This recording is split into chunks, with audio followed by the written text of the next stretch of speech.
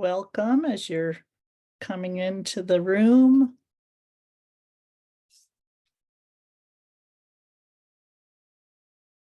Going to give just a moment for folks to enter our space here.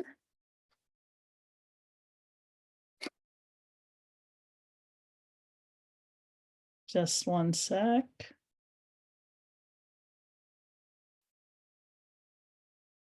All right, we're up to 34 people. Just give it another few seconds to let folks come in.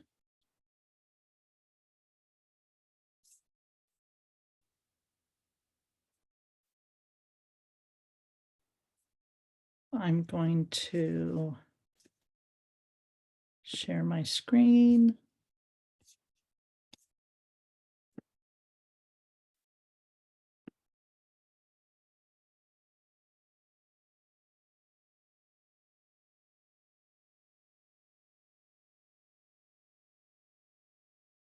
We'll get started here.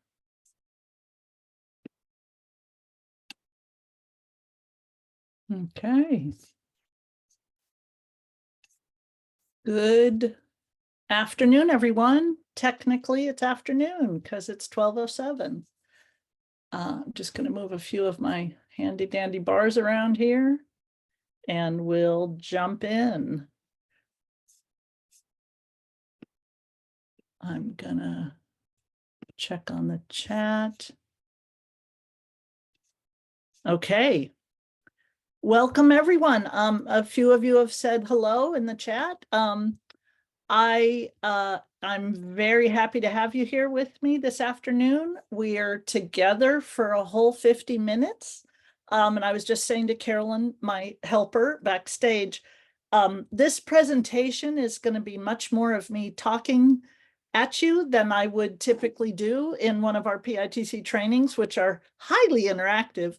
But because there's a lot of material to cover, I'll be doing much more of a presentation versus a lot of asking you questions for your opinion. Normally, I would love to hear more from you, but we don't really have the luxury, especially because now there's 47 of you in here.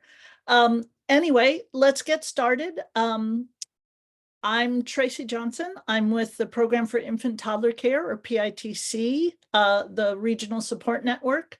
My role with our team is twofold. I help to manage all of our activities in Northern California and all the way to the Oregon border and down as far as Merced.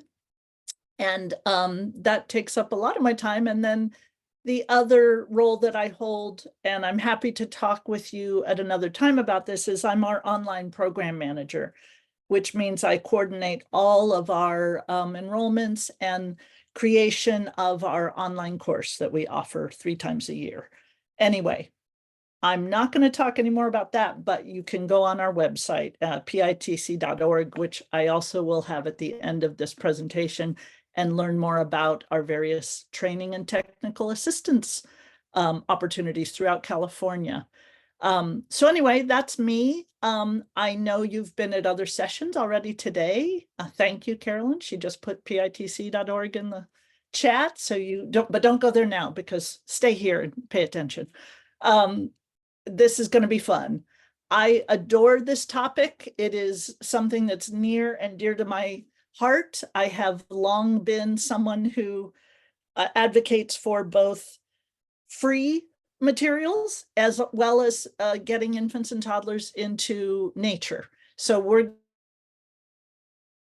on both of them today. Hopefully woven through, it might be subtle, but hopefully woven through our time together, I'll be highlighting some of the early math and science concepts that young children can explore through open-ended play with what we are calling loose parts. And some of those skills or early learning related to math are things like just simple counting, sorting, classifying, and identifying patterns, all early math concepts, which I'm sure you've been talking about in your other sessions. So let's jump into it. I like to just define what the heck we're talking about here. A lot of people call these things different names. In my experience, most of us call these loose parts, but I've also heard them referred to as open-ended materials. One agency I worked with, a library in San Jose, called them everyday treasures. And then my desire to never spend any money, because none of us have extra funds, is found in free materials. So really land into any of those titles for loose parts. What I want you to just take into account is that these materials are, by definition, they are hopefully open-ended materials, which simply means that for the infant or toddler or any child, there are many ways to play with the materials and interact with the objects. There's no one way to play with these things. And so it allows the child to bring their unique creativity and interest to the materials. The other thing I deeply appreciate about the idea of loose parts is that they're often available at no cost or very low cost. Like I said, I'm a bargain hunter, so if you're with me on that one, you're gonna love this. They can be found, loose parts can be found anywhere in the world, your home, at the park, in the kitchen, in the cupboards, in your recycling bin. There's no need to ever spend money on these materials. And so that is at the heart of, in my world at least, what is meant by loose parts. So the images I'm going to show you, I'm not going to explain each of them, but I just want you to know that every image you see here is essentially an example of a loose part or these open-ended materials. Again, we're talking in specific in this session about infants and toddlers with loose parts. So there's a couple things we just need to make sure we're covering and taking into account. The one thing that I just want to highlight here is that if you're, say, a family child care provider, you're challenged by meeting the developmental diversity that you might have in your care. You might have a little baby all the way up to a school-age child. Loose parts are your best friend because they are so open-ended that a child of any age can engage with these materials in the way that makes sense to them and their developmental level. So they are a really good way to go if you have a mixed age group, and many of you do that. Even an infant toddler program will have a variety of ages. So some of the considerations we want to make sure we are touching on are safety and supervision. That's kind of a obvious one, but anytime you put out any materials, close supervision needs to be part of your priority. What we each consider safe may vary, but there are a few basic practices you should always follow. Bottom line, and I know I'm talking to infant toddler people, so you already know this, but I'm going to say it because I need to. The size of the materials is obviously very important. They must not be chokeable. You must be making sure they don't fit into that choke tube or a paper towel roll for measurement. Otherwise, they're a choking hazard. Everything I'm going to show you here has passed my test, essentially. They are all large enough. They are absolutely have to be safe for mouthing. That is what we expect of this age group. And when I say infants and toddlers, I'm including children birth to about 36 months. So if you were curious about what the age range is, that's who I'm focusing on. The good news about some of these loose parts is while they need supervision, at the same time, if they are safe and washable and appropriate for the group, you don't have to have your eyes on the children every minute. You might put out the materials and then stay close and observe how they use them. Another consideration is, what are the materials made of? Obviously, you again go back to every child will put these things in their mouth. Don't be surprised. That's the first question you ask yourself. Is this object safe for a child to put in their mouth? If your answer's no, don't use it. Then it's an inappropriate loose part. Obviously, check your materials for any kind of toxic elements. Metal objects aren't probably the way to go. You don't know what's in them. Natural materials like leaves and other plants, you just do your due diligence to make sure those are non-toxic. Everything I'm showing you here, I've checked on.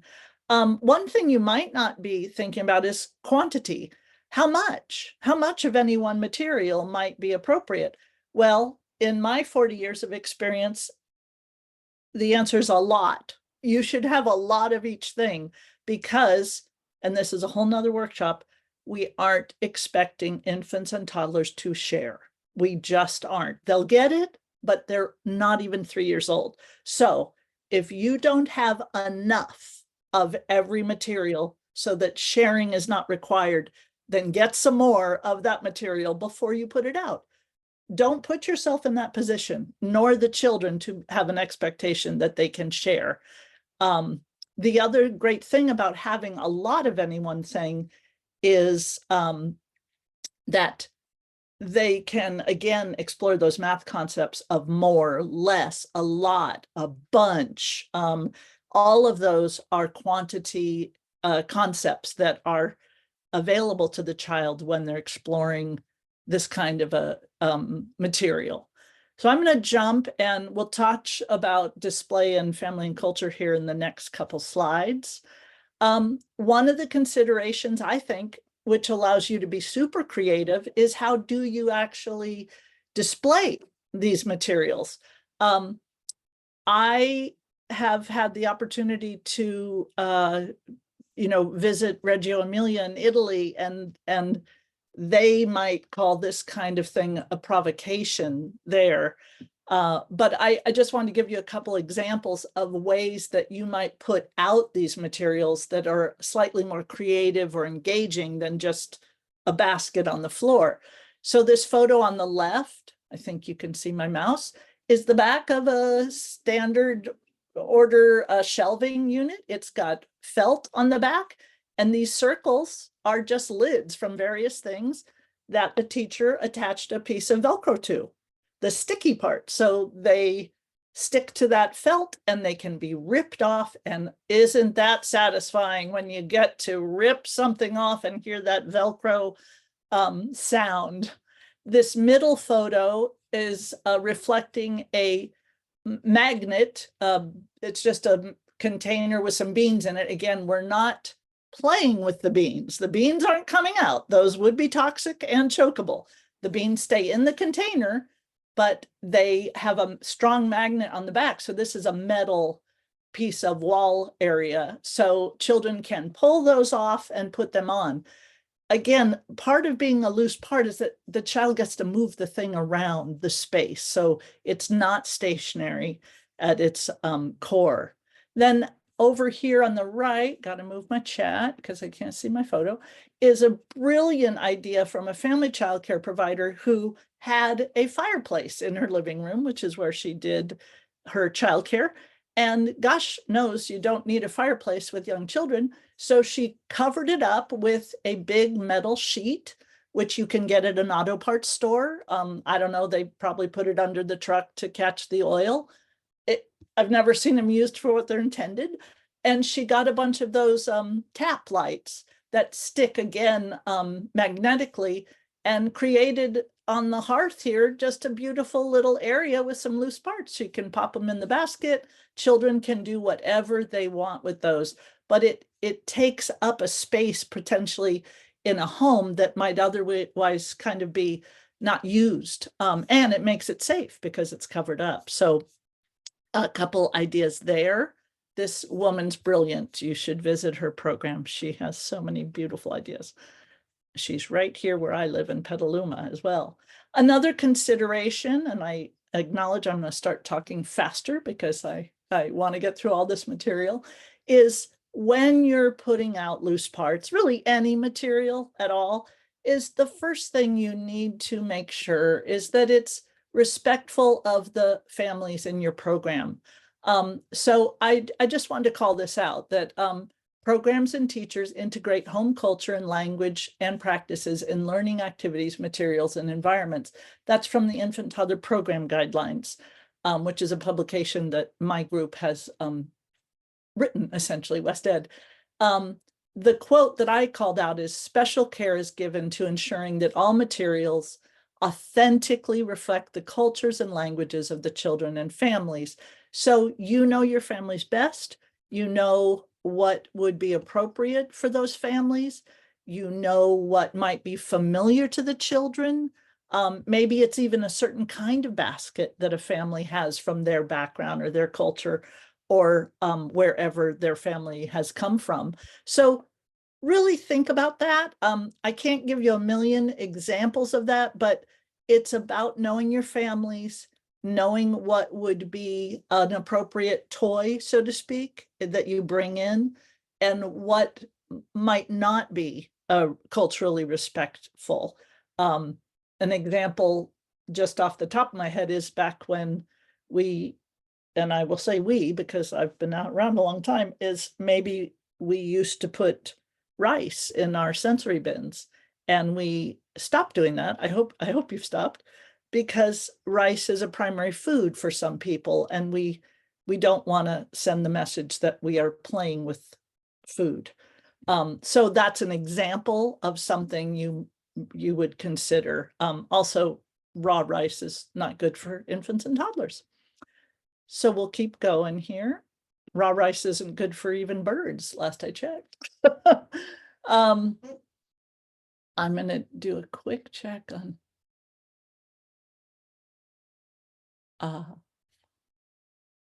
Okay, I will, I'll be checking the chat when we get to the end and hopefully have a second to respond to any questions. So what are the benefits of loose parts? There are many, many, but I'm just going to highlight a few. At the very simplest level, loose parts engage children's interest. And that's what it's all about, right? Is how do we provoke the child's interest in what we put in the environment? It can't be boring. It has to be developmentally appropriate. And so what I'd like to share with you over the next few slides are some examples of loose parts that I have found. I've played with all of these with children that really engage the children. So think about when you're adding new materials to your space, loose parts, ask yourself these questions. Are these objects the ones I would choose to play with if I was an infant or toddler? You really have to put yourself into their shoes or their onesie, whatever they're. Are they simple, hopefully natural materials? Ask yourself that. Children are born with creative potential. Open-ended toys and materials stimulate that creativity and broaden their imagination. So here are some examples. These are the lids on the left. These green weird things are just lids from some bottles that a caregiver strung on a string. Over here, we have some old school clothespins and some old bottles and a little simple straw, so it sets a stage. Children would want to engage with this. It's like a little tableau. It's a little invitation. So those are some simple, low cost, no cost ideas for loose parts. This one I love. I didn't make this. I can't take credit for it, but it's an innovative design. It's one of those dollar store food baskets, and the caregiver just wove some yarn through it and then made some fabric knots, and again, make them big enough that the kids can't swallow them, make them fairly big. And the problem that the child can attempt to solve is, how do I get these little knots out of here? And then how do I put them back in? So almost free, almost cost-free. I think it would be $1 maybe that you'd have to spend on that. A good problem-solving opportunity that also has math concepts for space and how much can I stuff in here and quantity. Here's a couple more ideas. And again, these are not wildly challenging or difficult to create for the children. Again, over here on this carpeted box, which we call a riser, again, some lids, they are big enough. Again, they don't fit through the choke tube. To pop in, you just cut a hole in the top there, or you just leave it open. For an infant or toddler, that is hard enough to do. And they're in charge of how long they want to put those things in there and when they dump them out and where they dump them out. So traveling with loose parts is the joy of a toddler. We shouldn't be saying, oh no, you only play with those in this corner. They can't manage that. They are travelers. Honor their desire to move around with the materials and mix materials. That's what toddlers are about. You might have a baby stay in place, but the toddlers I've met are going to want to travel with these wonderful things. On the right, we have a simple paper wrapped couple cans here with some delightfully engaging scarves. I just worked with a group that where I brought out my scarf collection, and boy, I can fit about 50 scarves into a can. And then the joy on the child's face when they are emptying that can.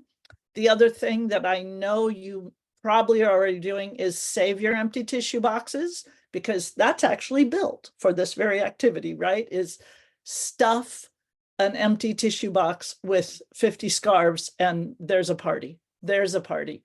Again, it is wonderful because the child's in charge of how they're using these materials. So again, we go to that open-ended, child-driven exploration. We are not telling them anything about how to use these materials. But the question on a toddler's mind or a baby would be, what can I do with this? How can I interact with these materials? So I see you all writing wonderful tips about where to get free materials. Thank you. Keep them coming. Some more ideas about loose parts. I love them also because they're just beautiful. And whoever tells me that, you know, recycling materials are not pretty hasn't seen the things I've found. These on the right, we have simple napkin rings and one of those strange tie holders. It's a pegboard with sticks. So you lay it out and you get all kinds of remarkable, almost free, if not free, napkin rings. I don't know anyone that uses napkin rings anymore.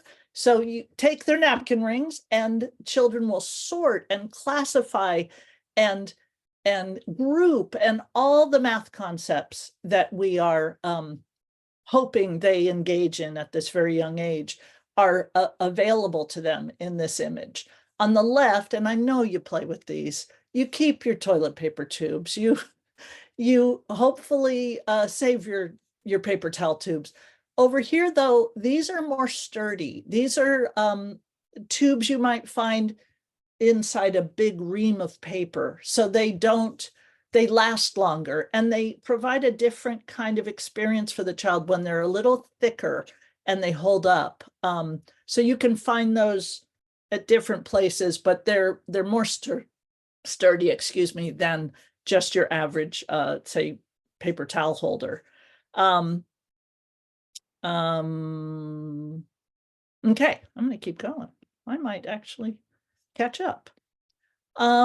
So here again, some ideas about how to both display these loose parts, but also bringing in these math concepts again. So on the left, and I know you have these, you've got a ton of muffin pans.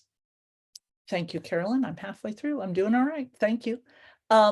You've got your muffin pans. You've got your muffin tins. This one is kind of wonderful because it's square. And that, again, square, circle, those are also early math concepts. So having a variety of, even the pan itself adds a little bit of intrigue.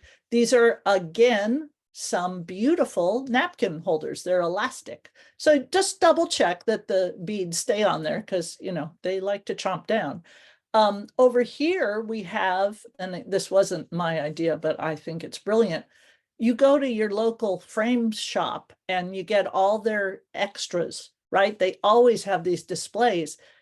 This is an example of slightly older children, but putting together these pieces of picture frames into patterns. You want to talk about a math concept. They are deep into patterning here, spatial relationships. I don't know, they might put them on their head like a crown. You don't know what they're going to do, and that's part of the joy of loose parts. So having something like this, in addition to these other kinds of things that children can really be in charge of, is the heart of loose parts. Just double checking that yeah, we're doing all right. I'd like to share with you now a quote that I just have found to be extremely powerful. I never really thought about it this way until I read this quote from the book Born Dancing. So I'll read it to you.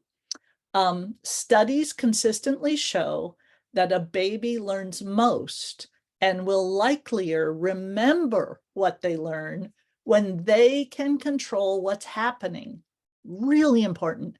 It's those experiences they choose, the child chooses, not necessarily those chosen for them, that help them learn fastest and most completely. That is probably the best argument for developmentally appropriate practice and child-directed learning that I've ever found. So loose parts do this entirely. You put them out, you thoughtfully consider what are the parts you want to provide to these young children, and then the child is the director of how they interact with those materials. And this quote proves to us that that is the best kind of cognitive development support we could offer. It's not when we show them how to do the thing or lead them into it. It is when they are the driver of how they interact with the materials. So take that quote and use it to argue for loose parts, and also really allowing the very youngest child to be in charge of their own learning.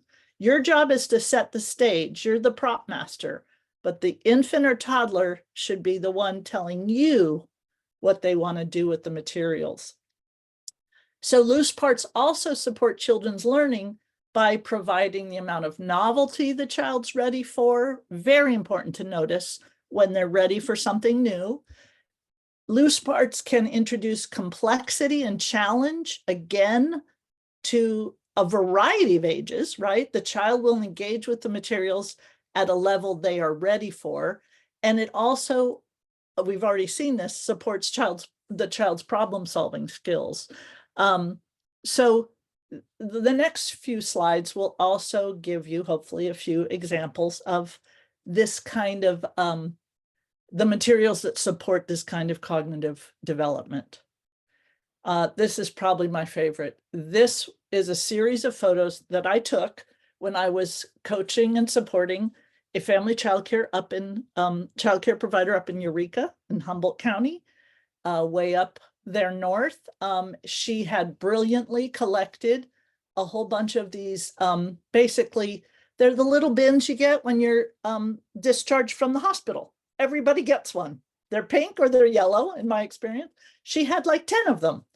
And these children spent, I don't know, I was there a couple hours and they were engaged the whole time, from climbing into the bin to crawling into the bin to sitting all the way in the bin next to their friend. These children were so deeply engaged. I just sat there with the provider and we just smiled and watched. They were communicating with each other. They were moving these pieces around. They were figuring out, could I stand on top of this? Again, compare, and this is a pretty drastic comparison, but think about this kind of engagement and physical also physical engagement, right? What can I do with my body? How can it fit in here? As compared to maybe a built-in climbing structure, which does not provide this kind of flexibility. You can only do a couple things with that kind of a situation. So that's the other benefit of loose parts, is they're movable. They can change. I can put it upside down. I can put it on my head. It's just a good time. And all the learning that's happening is extremely profound in this. Here are a few more examples. I highly value the flexibility that loose parts bring to your environment. These are examples of pieces of equipment that could be altered very easily. So out here, we just have a simple basket. We have a little patio. We have a chair and a very sturdy cardboard ramp that came off of a washing machine or something. And then some uberly safe crocheted balls, which are very infant toddler friendly. And you could alter the angle of these balls in the ramp. You could have another ramp coming off the side. Here, the provider adapted this to add a little tube tunnel at the end, which makes it a little trickier. So again, this would work for a variety of ages, but super safe for infants and toddlers. You want them to be able to throw, chew, do whatever comes to mind. And here, again, it's not just math. We have science concepts. We have gravity. We have rate of speed exploration based on the angle. We have all kinds of concepts can be explored with something as simple as this little cardboard ramp. So I'm going to keep going. I'm going to just check my time. Okay, 18 minutes. We're on schedule.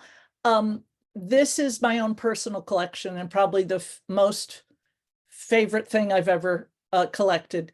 These are simply coffee sleeves from, you can tell I like Starbucks. I have collected hundreds and hundreds of the cardboard coffee sleeves, and I have engaged with children in so many ways with these. It's a whole nother workshop that could go on for 3 hours. I value, one of my mentors was Magda Gerber, and if you aren't familiar with her, just look her up. She said brilliantly, the toy in the child's hand is alive.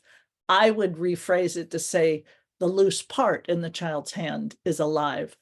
This kind of material, while it doesn't come to mind right off the bat, it is exactly what we mean by loose parts. There's a huge quantity here. It's presented in a way that has a little bit of a containment. It's just a low kind of tray thing. Children will do 150 different things with these coffee sleeves.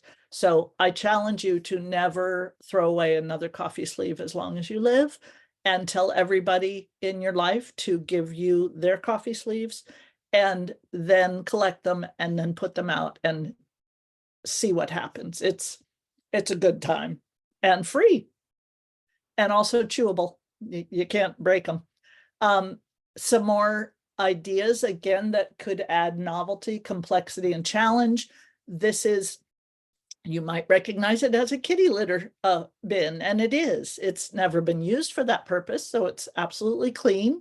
Inside is, they're called cocoa bean hulls, and you can get them at a farm store. I live in Petaluma, so I actually have farm stores. I've seen people put corncob shavings in there. You just check your children's allergies, because these are byproducts of food. They're not food themselves. But this is an example of simply changing out what you put in the bin can change the experience for the child. So here we have a couple wooden bowls. Here we have 3 see-through or colored plastic containers, which changes how you look at something through the glass. Here are trusty napkin rings again, which the stuff just goes through them. So again, it's just worlds of fun and learning with open-ended materials or loose parts, as we are calling it. A couple other things from my own personal collection of loose parts. These are just simply drink coasters. These are made out of cardboard. These are made out of wood. For some reason, people constantly give me coasters, so I don't have furniture I need to worry about. So I turn them into toys. So the nice thing about this is they come in sets. And again, quantity is our friend. Quantity, having a lot of something is our friend. Jeanette, I'm going to hold on questions till the end, but I see your hand raised. So hold that thought. Over on the right, we have what I believe are called egg cups. I've never used them for that, but they were from Crate and Barrel on sale or something. I just love the look of them. Children stack them. I've seen them do 100 things with those. All right.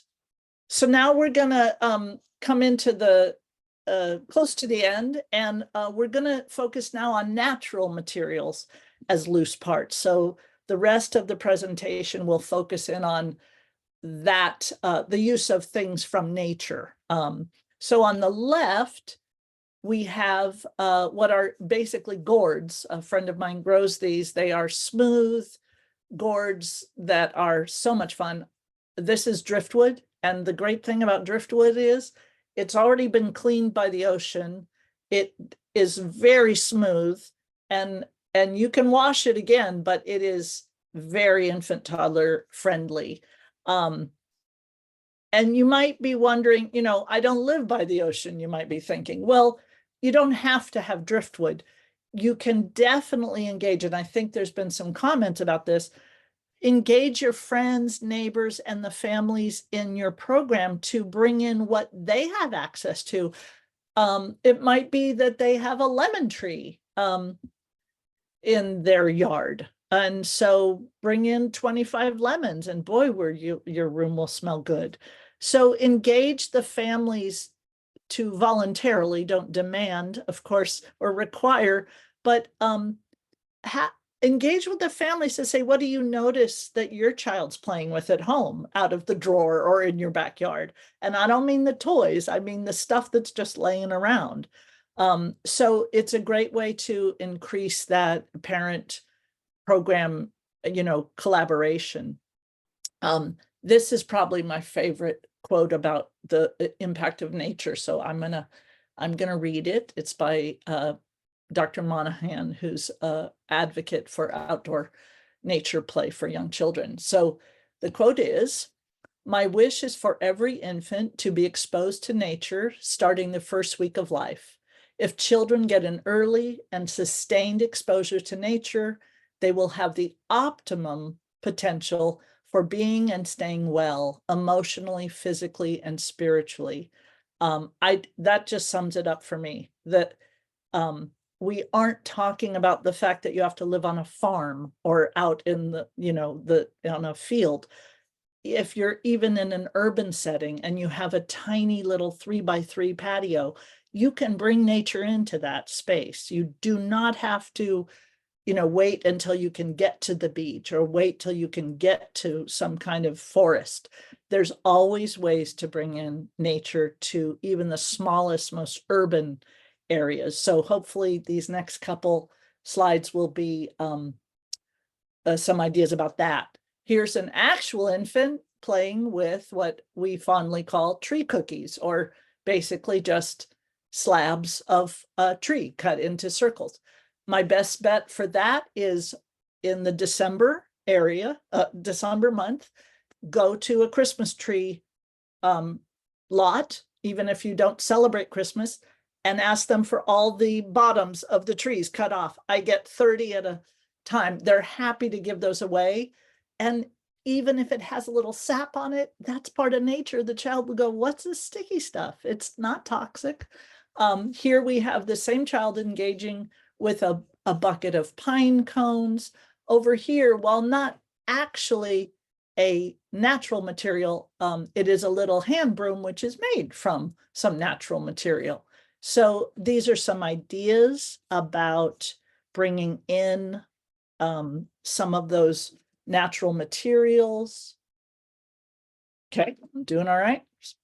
And when you bring in these natural materials, you are also expanding on some of the math concepts, because in nature, you'll see patterns. You'll see sequences. You look at the way a sunflower grows and the seeds. It's the Fibonacci sequence.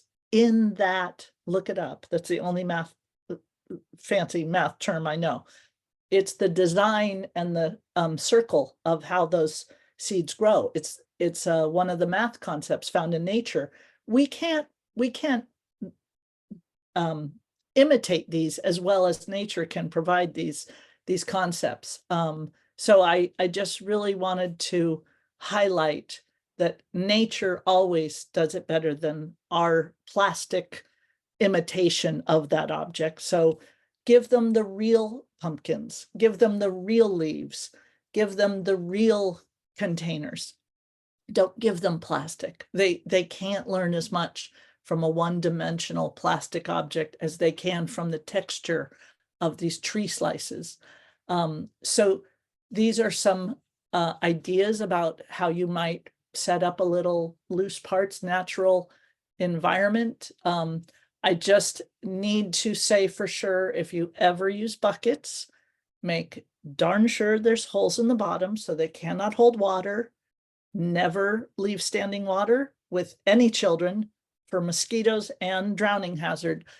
So always make sure that no matter if you don't think it's going to rain or not, always drill holes. You should never have a bucket that can hold water. It's a dangerous situation. So with that caution, here's a few more ideas. These are both the same setup. It's just a big, wide kind of tray with a low lip, which is very perfect for toddlers who are pretty low to the ground. But it's big enough for, one child on each side, where again, toddlers should not be forced to share space. They'll get it, but at this age, they need a lot of elbow room. They're gonna need to push their friends out of the way, because this is going to be so exciting. They're going to want to jump in. So yes, I did include some plastic dinosaurs. There's a time and a place for plastic. But you'll notice that the sensory input, the sensory elements of these natural materials are far more intricate than the plastic dinosaur. There's smell, scent, taste, because remember, they're going to chew on everything you put out. Touch, the surfaces are different. Nature always has more input than anything we can create that is man-made or person-made. So again, ask your families, ask your neighborhood, collector, what have they got that you could have? In these images, this is a oil changing tray, again, from your local car parts store, obviously never used with oil, but a smidge of water. Again, if you ever add water, you're going to have very close supervision, because danger, water, but a little enough to splash around. Some beautiful, heavy, real stones. Yes, heavy, they can handle it. If we trust them, they can handle big, heavy things. You can put it on the ground if you're worried about them dropping it, but stretch yourself and what you think infants and toddlers are capable of. And loose parts is such a wonderful opportunity to be able to stretch your own idea about what involves risk or what might be too much for the child to handle. Okay, we're coming into the final few minutes. Couple more images. This is from that yard of the provider who had an amazingly prolific lemon tree. She's taking care of their sunscreen and everything. And talk about quantity, right? They are going to do whatever they want to do with the lemons. You don't have to make lemonade out of this. It doesn't have to be a cooking project, but what they will learn and get in sense from real lemons versus a plastic lemon is invaluable. Over on the right, we have some beautiful examples of just a collection of shells. again, we're not telling them what to do with these shells. We don't even need to talk about, oh, this is an orange shell, this is a gray shell. The children will engage in this exploration. And of course, you're there, you're close by, you're maybe talking about the qualities and characteristics of these materials, but you don't have to be lecturing the children. Take their lead. Here is some images from a program up in Canada, actually, that uses tree stumps. They have very tough weather, so we can't complain here in California by and large. Look how well dressed they are. This child has figured out how to load the tree bark into the wheelbarrow. She is challenging herself to balance and move these materials around. Again, so this isn't really a loose part, but it's a wonderful natural part. But the bark sure is a loose part, right? So what they will do with these materials is up to them. We get to watch and be in awe. So just think about what you've got around your own space. We always have something. There might be just a little plant that's, I don't know, get a almost dead mint plant from your local home improvement store. That's where I shop. Things that they think are dead, I go off and buy them for 50 cents and bring them back to life. So check your toxicity for plants, of course. And now we're going to wrap it up with one more quote, and then I'll share with you a few resource slides that wanted to make sure you knew about. So here's my closing quote. The stimuli which nature provides is unparalleled. Even the youngest infant becomes fascinated by listening to birds, watching the movements of flies, butterflies, shadows, and leaves, air circulation, temperature change, the playfulness of sunlight and shadow are strong stimuli to the senses. That's another Magda Gerber quote, just really reminding us of the power of just being outside in nature, which is my lifelong goal, is to make sure every infant and toddler has a lot of time outside. So these last few slides, I'm not going to go into depth with, but I believe you got the PowerPoint. They are all absolutely wonderful resources. This is my own Pinterest board, which you can go to explore the pictures I've gathered. There's also, I have a lot of websites and things for you. I am not endorsing Community Playthings, but I will say they have some fabulous articles that are free, really well written about risk-taking, loose parts, outdoor play. Rusty Keeler, if you've never heard of him, is a hero to outdoor play. The early Head Start materials are always supportive of continued learning.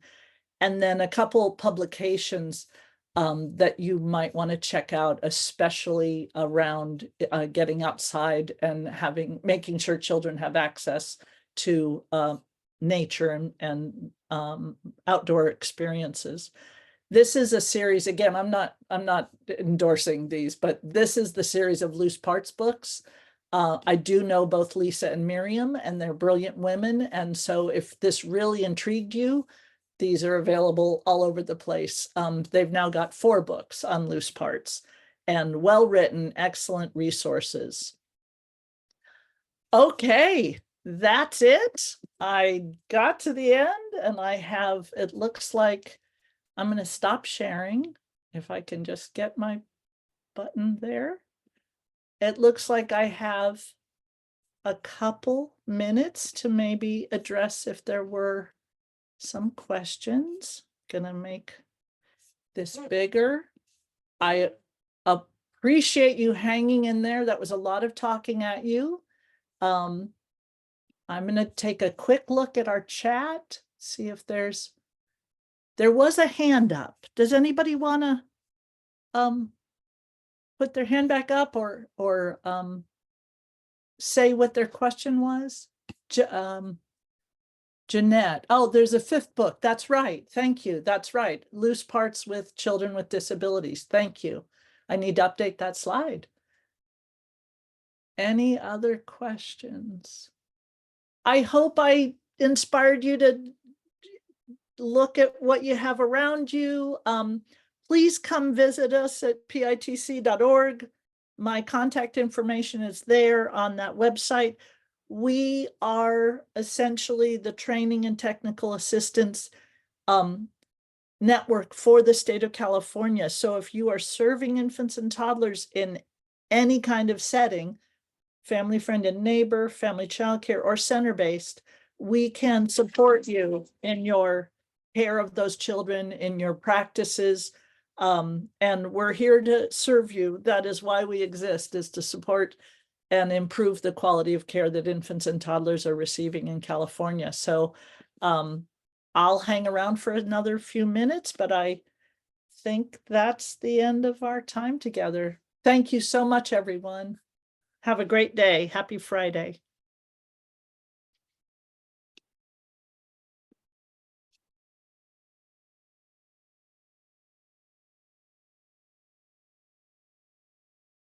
Thank you.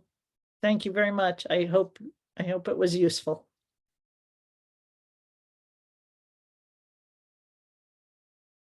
What is the name of the person?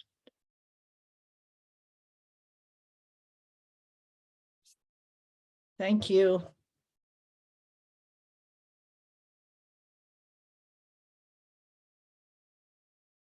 Thanks, everyone. Enjoy the rest of the symposium. Oh, thank you. We have a PITC fan. Yay.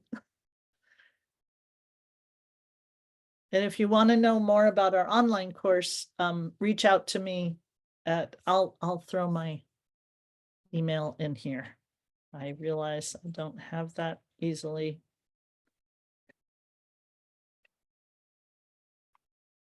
That's me, tjohnso2@wested. If you want to talk more about any of our services or our online course, I'm happy to connect with you.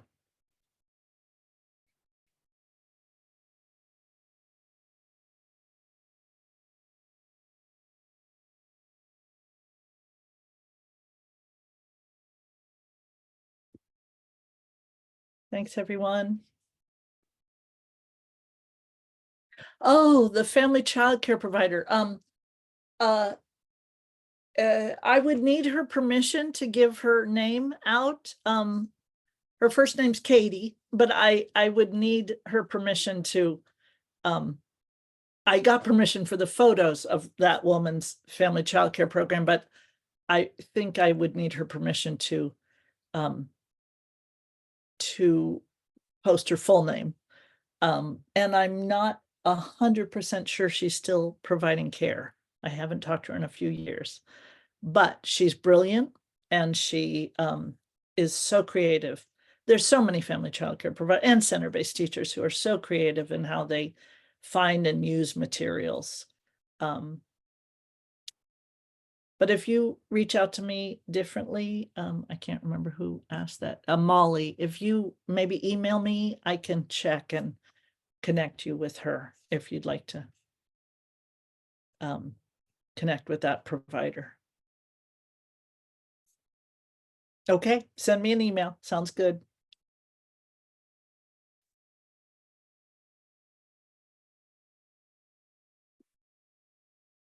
All right. Thanks, everyone. We hope we'll somehow our paths will cross through PITC, because if you're an infant toddler person, we're here. We're here to support you in your program. It's why we exist, and at no charge. That's the thing I always like to remind people. We have a contract to support you at no charge. So please reach out. If I'm not the right person to meet with you, we have regional coordinators who are dispersed across California who will who can work with you in your program. And Carolyn, should I end the meeting? I'm thinking.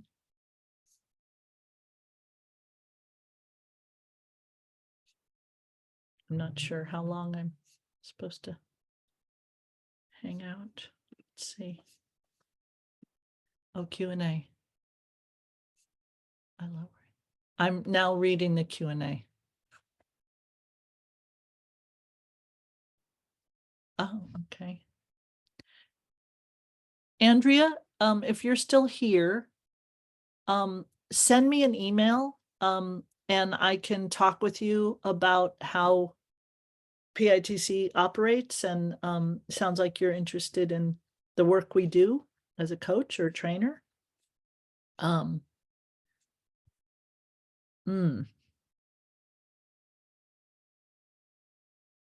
Again, everybody loves the pictures from Katie's program, so reach out to me. I will check with her to make sure I can give you her full name and her contact information. But otherwise, I just can't post her whole name. I didn't ask her if I could do that or not. And Kelly asked, what recommendations do you make for special needs students, particularly autism? Kelly, if you're still here, my answer to that question would be, it depends, because one child with autism is nowhere near the same as the next child with autism, because it's a spectrum disorder. And I couldn't respond to that because I haven't met the child, and I don't know what their particular sensitivities might be. So it would be about knowing that child, what is working for them, what kind of textures maybe they don't work well with.